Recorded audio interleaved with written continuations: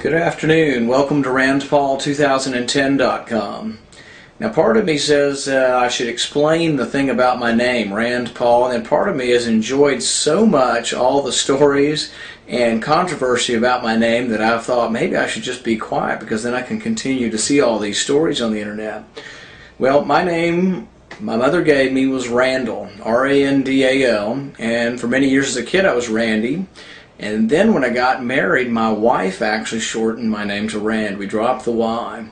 But the interesting thing is that neither one of us, even though both of us are fans of Ayn Rand, no one really thought that much that everybody would ask us questions about Ayn Rand.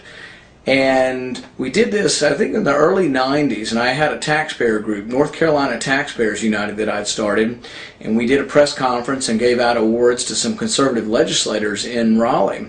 And when we did, we got called by the Durham Sun, and the first question from the first reporter I talked to as an adult doing my own thing asked me if I was named after Ayn Rand. And so the story has gone on, and there are many stories out there on the internet, most all of them apocryphal, some of them saying I've legally changed my name.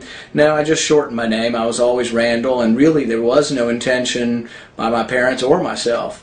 But I am a big fan of Ayn Rand. I've read all of her novels, and she actually spurred me on to other books that I was interested in. One of her authors that she liked, that she turned me on to, was Dostoevsky. And actually two of my favorite novels are The Brothers Karamazov and Crime and Punishment. And I really consider them to be two of the greatest novels of all time. But I did cut my teeth on Ayn Rand in high school and moved on to Dostoevsky, read a lot of the different free market Austrian economists who were sort of fellow travelers with Ayn Rand. One of the ones I was lucky enough to meet through the years is Murray Rothbard, and when he came and spoke to interns in the early 1980s in Washington, I was privileged enough to drive him back to the airport and got to talk to him about things.